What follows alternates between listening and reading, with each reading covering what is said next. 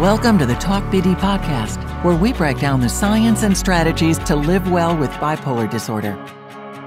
Sarah Schley, what a treat to start my Friday morning with you. The last time I saw you was a few weeks ago. It was at the International Society for Bipolar Disorders conference in Chicago.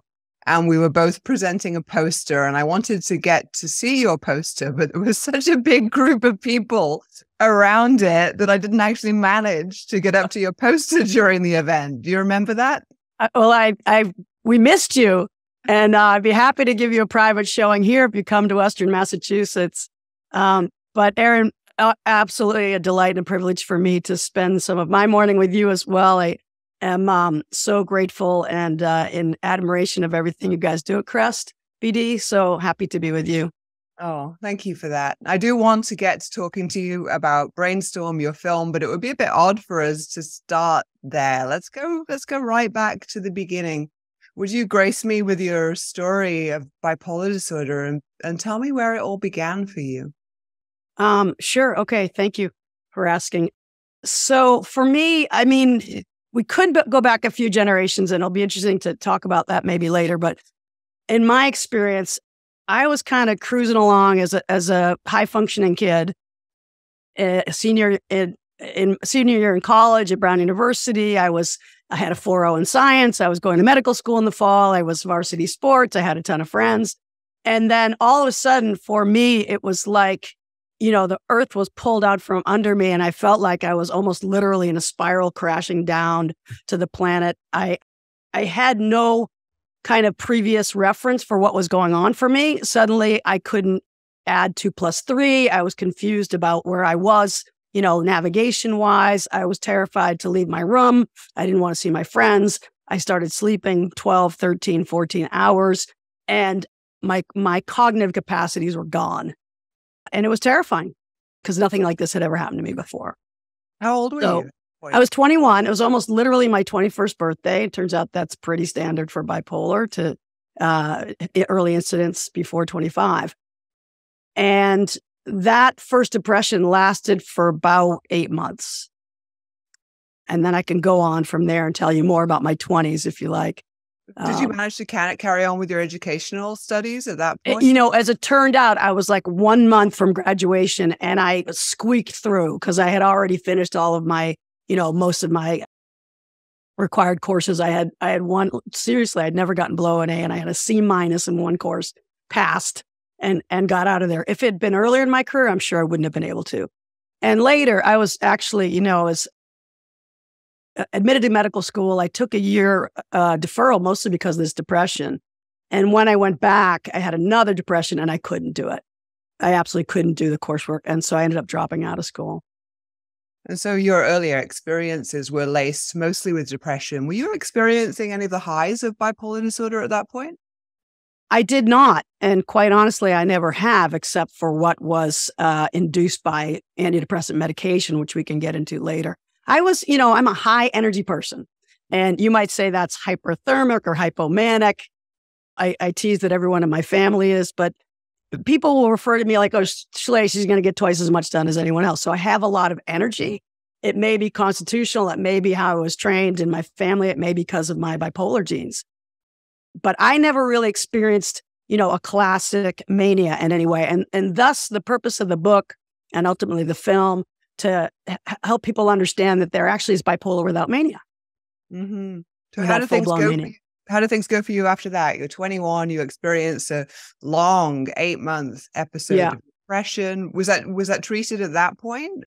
It was not. I went to a therapist, and so a little bit about my family history, which is in the book. My mother had severe depressions. My grandfather had severe depressions. And there was a lot of stigma around that. And I was hell-bent on not being them, so I did the sort of young person resistance to my mother's story. But also, so she told me, she said, I'm sure, she's probably heartbroken when I think back on it, younger than I am now. She came to my college and said, you probably got the family disease. Mm-hmm. And I resisted that. Nope, not me. So because I was nothing like her, in quotes. So I did everything else except, try to get this thing diagnosed and medicated for for decades, actually. I went to therapists and I did a lot of the kind of health behaviors that we'll talk about a little more probably later that are super helpful. But in the end, when I finally got my diagnosis, it was clear that I needed medication to get stable. So when did that happen? At what point did you get your diagnosis of bipolar disorder? 25 years later. Are you serious? So, 25 years? 25 years, yeah. It turns out the average diagnostic time for someone with bipolar 2 or on the bipolar spectrum is 11 years or more. Mine was 25, partly my own resistance, partly that. So I took a while to get to a psychiatrist. I didn't really want to go to a psychiatrist. When I finally did, it was 5 psychiatrists and 7 medications before I finally got what I see the diagnosis saved my life, which was bipolar Roman numeral 2 on the bipolar spectrum. I was prescribed, bipolar medications, in my case, Lamictal, which is lamotrigine. I got better and I stayed better for quite some time. Sounds like there's a lot that I'd like to hear more about in that 5 psychiatrist journey in terms of actually getting the precise diagnosis of bipolar disorder. How was that experience for you? Well, again, in retrospect, it's why big part of the reason why I wanted to write the book was that it's kind of shocking to me that the first 4 psychiatrists didn't know. Because if you have a lens, if you're a psychiatrist or a person, Aaron, you'd probably be able to diagnose it with, I'm sure you would, with a, expertise or even a kind of a cognizance that this bipolar spectrum exists, then you know the right questions to ask because you're looking for it. And then it's not that hard to diagnose. However, if you've not been trained and you're not looking, or you went to psychiatric training 20 years ago and you haven't continued your education, you didn't go to the ISBD conference, you don't know to look. So I walk into your office and I look depressed. I'm horribly depressed. And, and every manifestation that you can think of, clinical depression, lethargy, suicidal ideation, no joy, et cetera, et cetera, et cetera. And the person who doesn't have the kind of educational framework to look for bipolar, as just mentioned, she's depressed. Let's give her an antidepressant. So I was given antidepressants, 1, 2, 3, 4, 5, 6, 7 different things. Lexapro, Prozac, Wellbutrin, Effexor, I don't remember all the names, which made me worse. So then when you go back to that doctor who thinks you're depressed, they give you more of that drug or another drug like it. And you're still getting worse, but you can see their mental model is she's depressed. Let's give her depression drugs. And so it turns out, we come to find out that for some people, quite a few people with bipolar, antidepressants can be dangerous for our brains. I used to say poison, but then my psychiatrist friends don't say that because it worked for some people. For my brain, it was not good. And it actually triggered a kind of hypomania, which ended up being diagnostic for the guy that I went to, the 5th one, who was an ISBD psychiatrist. In other words, he had dedicated himself to understanding the complexity of bipolar.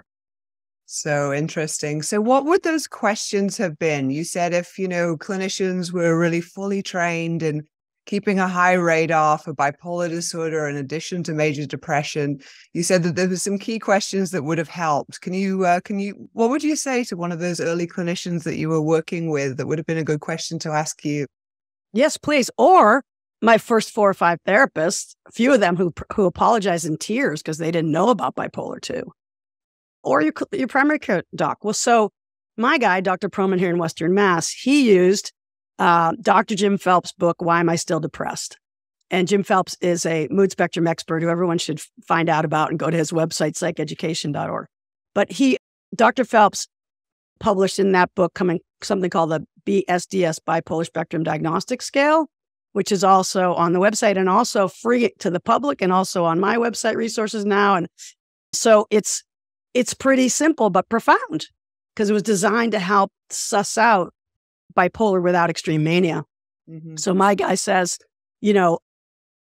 basically, how many depressions have you had and how long do they last? And when you have them, are you extremely, hyper, too much energy or not enough energy, too much sleep or not enough sleep? So questions about the type of depression.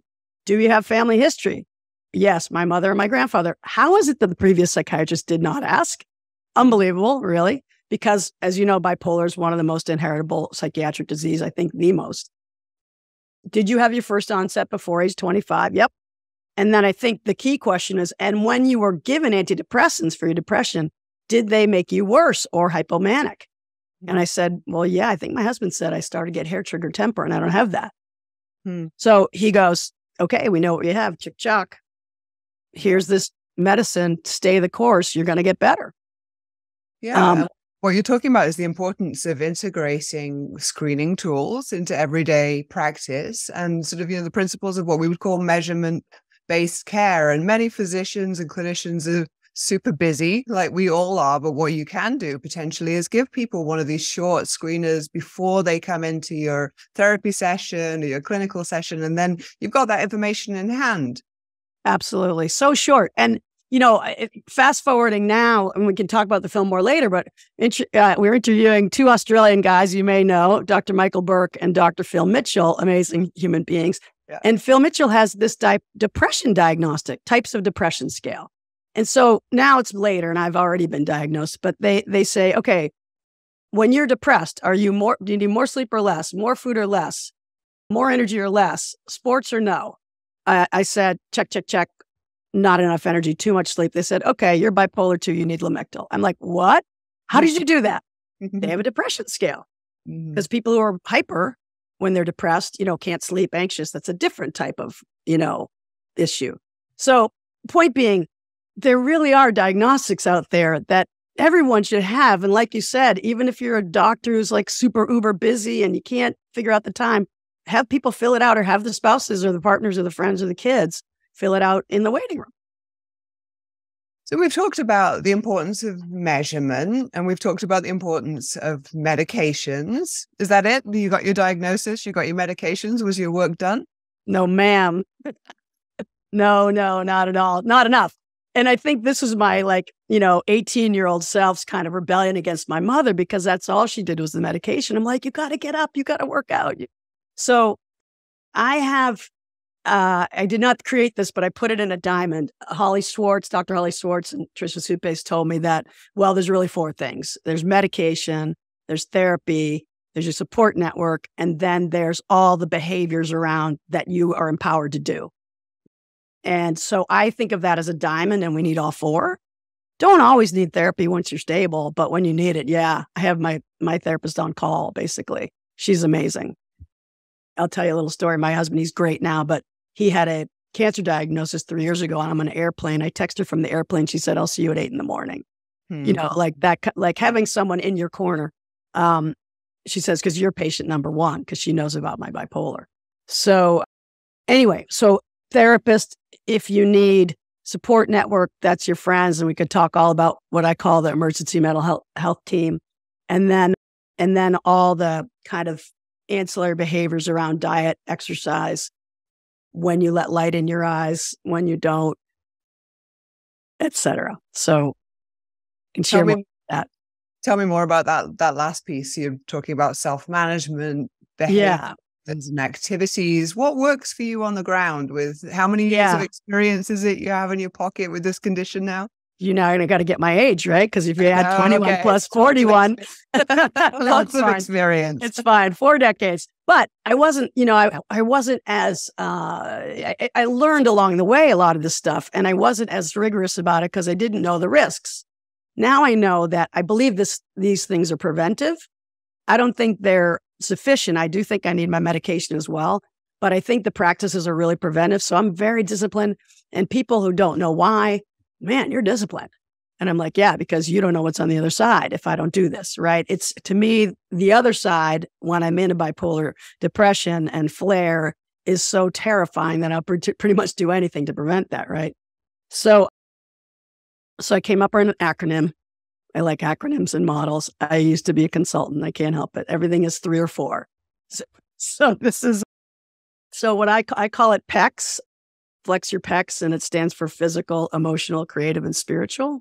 4 things. And I try to do some of each day, or some of each in a week.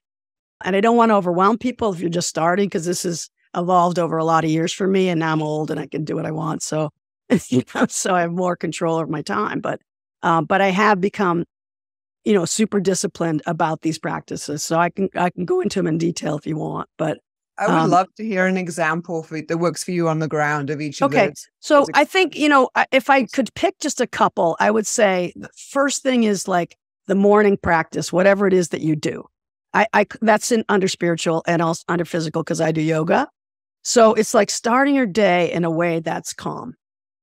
Because I could tend to go, just in terms of energy and, having a lot on my plate or getting overwhelmed or getting stressed. So I think that having the yoga replace the morning coffee, and I've been doing yoga for a long time now, 1989, almost every day. And having a discipline to like not open the computer and start doing emails, but first starting with like that presencing or breathing or centering, stretching. It doesn't have to be that long, 15 minutes. Mine's now 30 because I have all kinds of PT that I do too. Over years, you get injuries. And then if you want to keep doing the Physical aerobics, therapy. pardon? Yeah, physical therapy. Yeah. So I do all my PT while I'm also doing my yoga. But so I usually take about 20 minutes or so. So I think that's really key. Is it important for you to do it at a similar time each day? We know that circadian rhythms, body rhythms are really important in bipolar disorder. And we know that lots of things help stabilize our body clocks. Light's the key one. But beyond light, we know that social contact, exercise, doing them at a fairly similar time each day might be sort of incrementally helpful. Do you find that with your yoga practice? Do you try and keep a schedule to that? It's always first thing in the morning. Yeah. So I think the answer is yes. And I think I did that before I knew about circadian rhythms, which I now understand what you're saying, Erin, as well. But I think in retrospect, that helped because I always start that steady every morning ritual. And I have, wherever you are in your house, try to have a space. Like I have a yoga mat. So wherever that yoga mat is, that's like my sacred space and you don't mess with it. The dog doesn't get on it. When the kids were little, they knew they couldn't get on it. Dogs would chew my yoga mat, I think. Then roll it up and don't let them on it.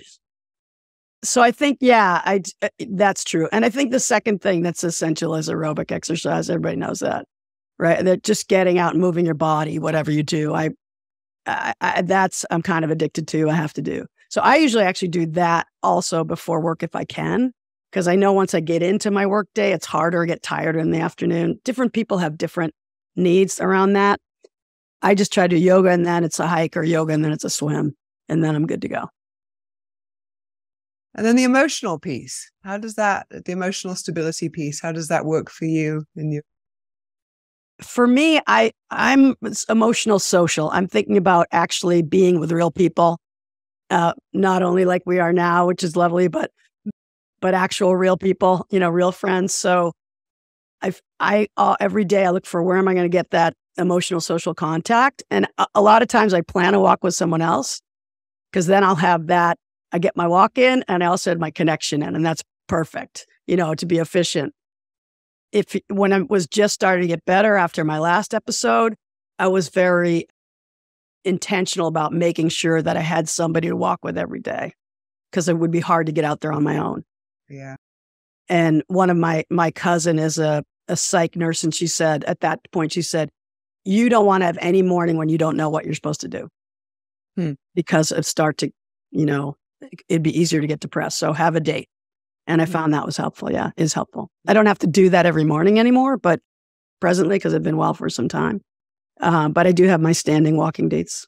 Your buddies. My walk buddies, yeah. I call it sometimes brain buddies. And then there's water, Erin. Time to drink a little. Hydration. Time for us to have a little drink. And then you haven't talked about the spiritual piece. Oh, no, you talked about the spiritual with the yoga. It was the creative piece that I wanted to hear more of. That is, I think, doing anything that, basically probably gets you off the computer and email. It's whatever connects you to something a little bit more expansive. It could be dancing or cooking or singing or gardening or something with an ing probably. That just, allows your heart. I can't remember. I think it's more right brain than left brain. It puts you in a different brain set.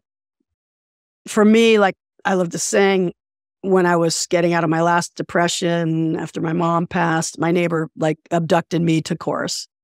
And I love that chorus because it was community, it was social, it was singing, and there's all kinds of stuff around singing and where your brain waves align and it gets you a little bit high in a good way. It lifts your endorphins and lifts your mood. So I joined the chorus. That's been 8 years. 9. Yeah. And spiritual, I do have to say one thing about spiritual because this would be a different podcast and we'll get into it. But I do unplug for 1 day a week. It's part of my spiritual practice. And I think it's absolutely brilliant. And that's unplugged from, technology to reconnect with nature, get outside, be with family. I wrote a different book about that. You literally wrote a different book. I did literally write a different book. It's much skinnier. And it's called what? It's much skinnier. Much skinnier. Yeah, it's called Secrets of the Seventh Day. I'm Jewish and I practice the Jewish tradition of Shabbat. Very not orthodox, very progressive version, which is basically, it's a whole other podcast. But I wrote it for a Catholic friend who said, I want to learn how you do it. So it's very ecumenically based. It's basically unplug, reconnect. Don't get on the computer and don't go to the mall. We need to do a whole nother talk, BD, on that. If you at some point, I would love a deeper dive into those pieces as well. I do think it's also been very helpful for my bipolar brain because there's every 7 days is that rhythm. And I know it's coming and it calms me down. So I do think that it's very helpful. Yeah. So you talked about supporters a bit, friends and family. One of the questions we get a lot through Crest BD, through our annual Reddit Ask Me Anything, and through these events is, what is the best way for loved ones, for family members, for friends to support people with bipolar disorder? What would you say to them if they're listening now? You'd probably be surprised to hear that it's 4 things. You like your 3s and 4s, don't you? Because a friend of mine who's in marketing, he says 3 or 4, no less, no more. People can't remember more than 4. So, but similarly, when my book first came out, people were calling me going, I feel like a deer in the headlights. I don't know what to do. My mother, my cousin, my brother, what would you suggest? So I thought about it a little bit. And I know you know all these things, Erin, but we'll just say them from my perspectives. The first one is reach in. Don't expect people to reach out. They won't. So, you got to pick up the phone. You got to knock on the door, because if you say, oh, call me if you need me, there's not gonna, because they feel shame. They feel stigma. My brain in that moment is saying, why should I be on the planet? Why would I waste their time? Why would anyone want to spend time with me? You're not going to reach out. So the people who want to be an ally need to reach in. So that's the first thing. And even I have to remember that. Like a friend of mine was feeling depressed recently. And I just said to him, I said, oh, Paul, call me when you need me. And then I realized, no, he's not going to call you. Mm-hmm. So thing 1. Thing 2 is, and I know you know this, but it's listen without judgment, just presence. Don't try to fix it. You can't. People like, my brothers are guys and they want to fix things and they're good-hearted, but you're not going to be able to fix it. And that may be frustrating. But basically what you're doing is just showing up and you're accompanying this person with your love and presence. Mm-hmm. And that is huge because it's like they've been living in this island of isolation and despair. And you're showing up as like a lifeline. So you can't imagine how powerful that is just to be present. Go for a walk. Don't even say anything. Mm-hmm. So that's the other thing. But then for the people who can't, they really can't do that because they've got to do something. It's hard. It's a hard thing to do. Right? Okay, you have things to do. Because then I say just do it as number 3. Because we can get into this more, but for me and other people like me at this point, the brain is not capable of doing stuff, the simplest tasks. So it's like you do the laundry, you fill the freezer, you pick up the kids, you make the phone call to the doctor. They can't find the phone number. You drive them to the doctor. They won't be able to figure out how to get there. So the very simple cognitive things that you think, of course they can, they can't. I described in a TED Talk I did this like situation. I'm in the aisle of a grocery store and there's 4 peanut butters and I'm completely overwhelmed and paralyzed because I can't figure out how the frick to pick which peanut butter. There's too many variables. It's overwhelming. So I need somebody else to pick the peanut butters. Yeah. So that's the third thing. And then the last one is you have to create a posse, a support team for you, because you cannot do this alone. It's too much for any one person. You'll burn out. Mm. But then the good news about that is you have community. You build community amongst the folks who are helping. And the next day when one of you needs it, the community is there. I love that. I also really love the way that you're encouraging people to think about what depression is as a beast. You know, it's a trickster. It lies. It really helps us lie to ourselves in terms of the way we understand the world and our cognitions. And then I also liked the way that, you really, nailed how much cognitive impact with the peanut butter example depression has. I mean, peanut butter is peanut butter. You would have, your usual undepressed brain would be like, it doesn't matter. Walk out with some peanut butter. If it's crunchy or smooth, big deal. Right. The depressed brain is like, it's the biggest issue in the world is the peanut butter. Right. And then you're flooded with shame because you're in public and you can't figure it out. Yeah. Or, in the house, you can't do dishes. They pile up. You can't do laundry. It piles up. And then there's a whole bunch of shame associated with that. So you don't want people to come over, but you need them to come over because you're desperate for company.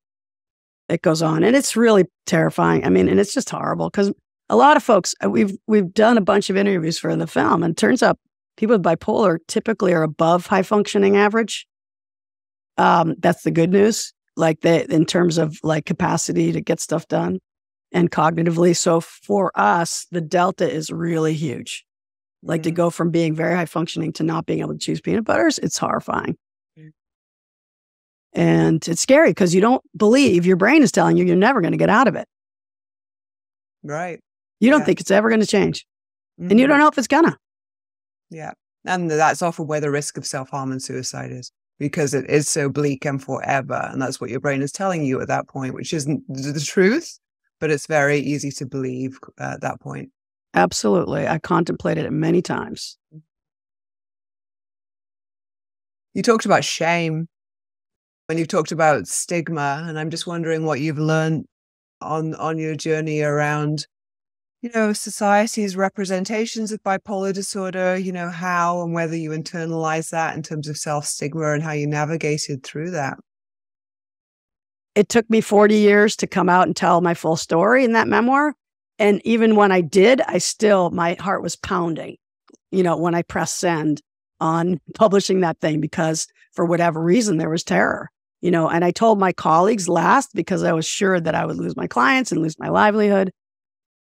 And, the stigma, why? I mean, I don't know. The association with bipolar, that people are crazy, that they're untrustworthy, that they're going to end up in the gutter, that you can't rely on them to follow through. So therefore they wouldn't be good as a business colleague or client, or et cetera, et cetera. I don't know. It was way internalized for me.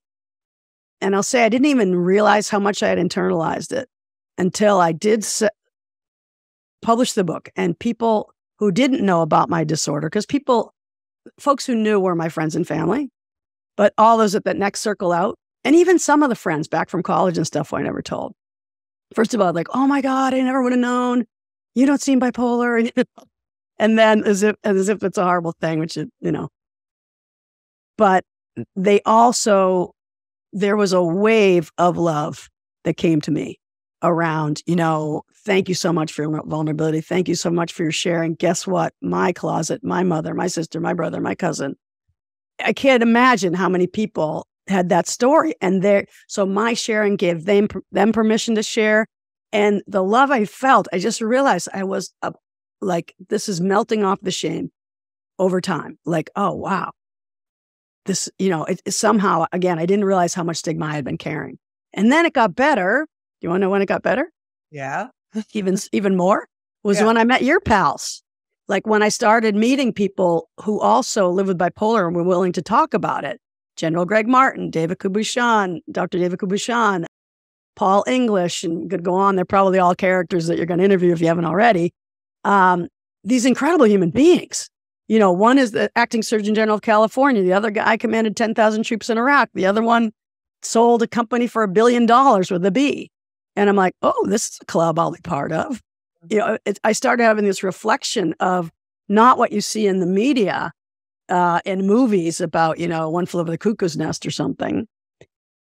But people who are really high functioning, interesting, creative, that's a different reflection. So I feel like stigma's been melting off.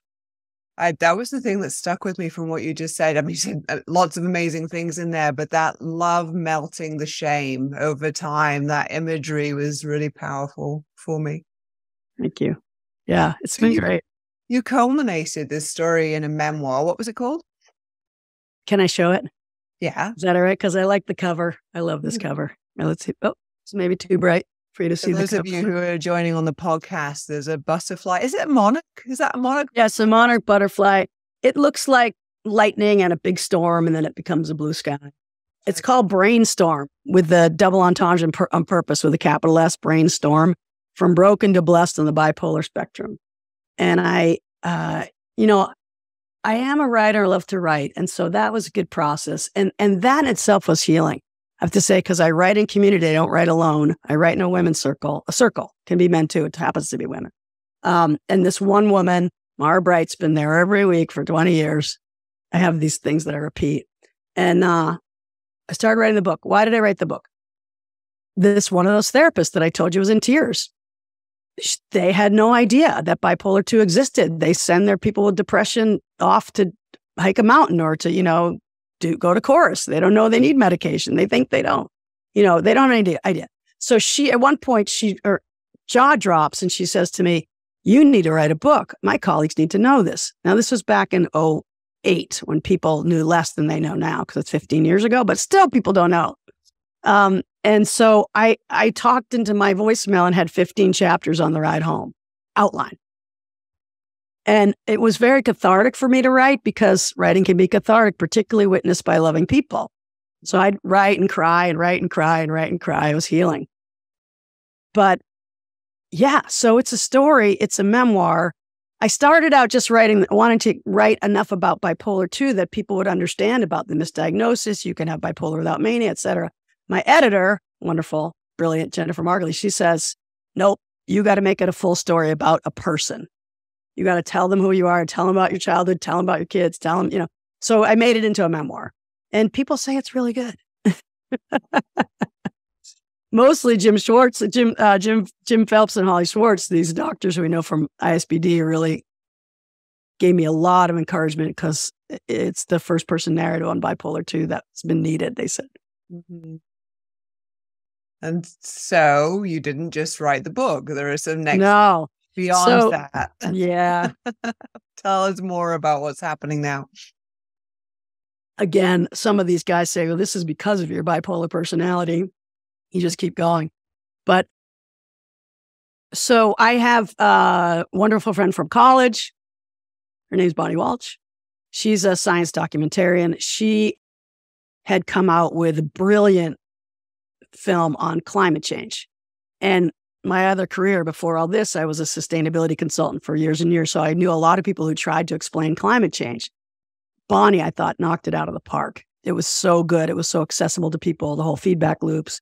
And it was brilliantly written, animation, et cetera. And I thought it was fabulous. She had an early copy of the manuscript before it was published. She really loved the book.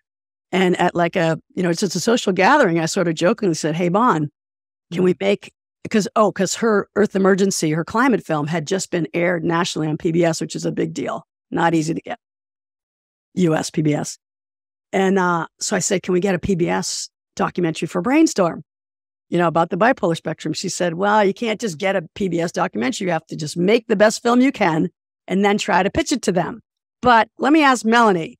So who's Melanie? Melanie is a 40-year senior producer at Nova, the science series out of PBS Nova out of Boston. And Melanie at first was like, "No, I think bipolar's been done."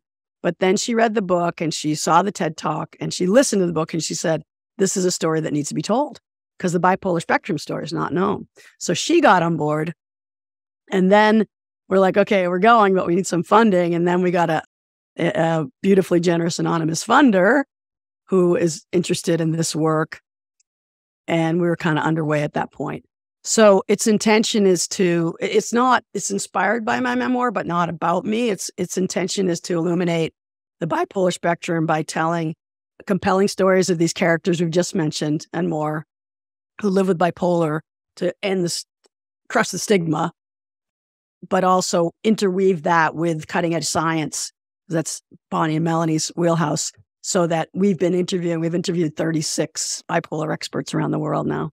And that's growing. And we have, 5 or 6 core stories, which I know you know them. And my aspiration is that this be very useful to people living with bipolar and their loved ones. So I don't want to just do science that's cool. I mostly want to do science that translates into things that people can do, have agency to implement in their lives. For example, the whole thing on circadian rhythms. Yeah, that was going to be my question for you. Let's go forward to, what are the timelines? Maybe 2 years from now, and think about how would the world look different after Brainstorm, the film, is released. If it was as successful as you would want it to be, how would the world look different? Oh, I love that question. That's the kind of question I would hope someone would ask. I hadn't really thought about it too much, but all right. So we say we want high aspirations, right? Because when you do a vision, you just go to the moon. Transform the landscape of bipolar as we know it. So people would understand it. We would have crushed the stigma. People would know that there's a bipolar spectrum, and therefore there can be bipolar without mania. So if your friend is depressed and nothing's working, or antidepressants make them worse, there's a bipolar spectrum. Let's check that out. That loved ones would, and people living with bipolar would have hope if they're still in a place of not knowing what's going on.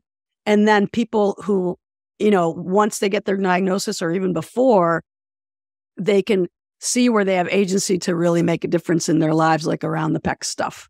Mm-hmm. So we've learned about circadian rhythms. So I'm saying, okay, kids being me.